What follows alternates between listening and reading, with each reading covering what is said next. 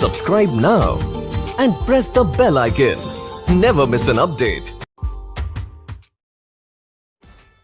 Morning बच्चों, class 12 के physics का चौथा चैप्टर देखिए, मूविंग चार्जेस एंड मैग्नेटिज्म यानी गतिमान आवेश और चुंबक। इस चैप्टर में हम लोग कल देखे थे मूविंग कॉइल गैल्वेनोमीटर यानी चल कुंडली गैल्वेनोमीटर का सिद्धांत बराबर क्रिया विधि।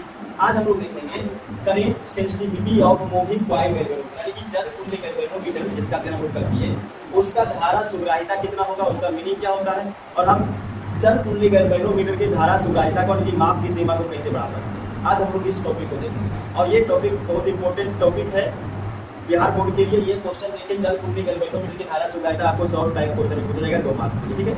तो देखिए, कल हम लोग देखे थे चल कुंडली गैल्वेनोमीटर का जो कार्य सिद्धांत है, उसमें आप देखिएगा कि एक राशि I इक्वल टू आया हुआ होगा C/N/AB इंटू थीटा। अब ध्यान दीजिएगा, ये कल ही हम लोग देख लिए थे। C क्या है, जब चल कुंडली गैल्वेनोमीटर में धारा प्रवाहित करते हैं, बल आघूर्णकता वो कुंडली को घुमाता है, यानी कि ऐंठन उत्पन्न होता है। तो ये C जो है वो टॉर्जन डिग्री है, यह कुंडली में फेरों की संख्या, ये कुंडली का क्षेत्रफल, B चुंबक के क्षेत्र, और थीटा वो जितना एंगल से कुंडली घूमेगा, विक्षेप करेगा वो कोण।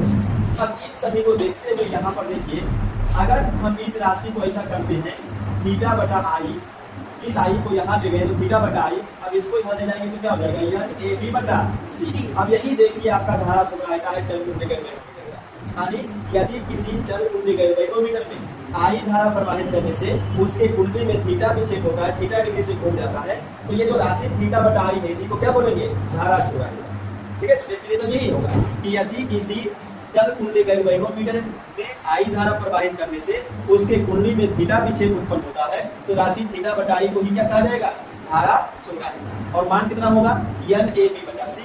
अब यहाँ से एक दूसरा क्वेश्चन भी निकलेगा कि चल कुंडली गैल्वेनोमीटर की धारा सुग्राहिता को हम पढ़ाएंगे कैसे, तो देखिए उसको भी हम नोट कर लेंगे। चल कुंडली गैल्वेनोमीटर की धारा सुग्राहिता को बढ़ाने के लिए पहला तरीका क्या किया जा सकता है, ये देखिए थीटा बटा आई ही क्या है, चल कुंडली गैल्वेनोमीटर की धारा सुग्राहिता, यानी हमको पूरा थीटा बटा आई को बढ़ाना है। तो कैसे बढ़ाएंगे, अगर हम n को बढ़ा दें तो धारा सुग्राहिता क्या हो जाएगा, बढ़ जाएगा। यानी अगर कुंडली में फेरों की संख्या बढ़ा दें तो धारा सुग्राहिता बढ़ जाएगा। तो पहला हम लिख सकते हैं कि कुंडली में फेरों की संख्या बढ़ाने से धारा सुग्राहिता बढ़ जाती है। एक ये हो गया। अब दूसरा देखिए, अगर कुंडली के क्षेत्रफल यानी A को बढ़ा दिया जाए, धारा सुग्राहिता फिर से बढ़ जाएगी। तो दूसरा हो गया, कुंडली का क्षेत्रफल बढ़ाने से धारा सुग्राहिता बढ़ जाती है। अब तीसरा देखिए, तीसरा राशि क्या है, मैग्नेटिक फील्ड, चुंबकीय क्षेत्र। अगर चुंबकीय क्षेत्र का मान ज्यादा होगा तो थीटा बटा आई भी ज्यादा हो जाएगा, यानी चुंबकीय क्षेत्र का मान, चुंबकीय क्षेत्र का परिमाण बढ़ाने से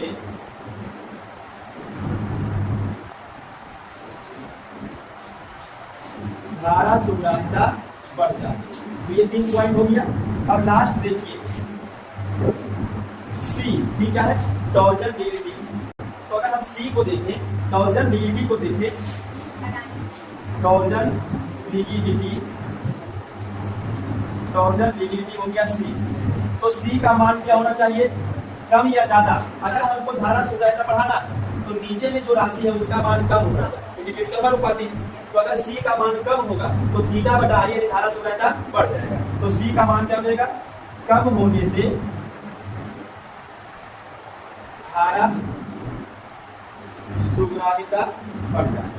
तो ये 4 पॉइंट आप देखिए, चल कुंडली गैल्वेनोमीटर की धारा सुग्राहिता को बढ़ाना है।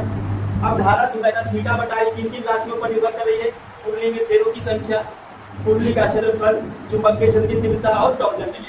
इसका मतलब है यही चारों को हम बदलेंगे तो थीटा बटा आई बदल जाएगा। अब किस प्रकार से बदलेंगे, क्योंकि हमको बढ़ाना है तो बढ़ाने के लिए जो राशि नीचे में है उसको कम होना चाहिए, और बाकी जो राशि ऊपर में देख रहे हैं कुंडली में फेरों की संख्या, कुंडली का क्षेत्रफल, चुंबकीय क्षेत्र का परिमाण, ये सब क्या होना चाहिए, ज्यादा होना चाहिए, बढ़ाना चाहिए, बढ़ाने से सुंदरता बढ़ जाए।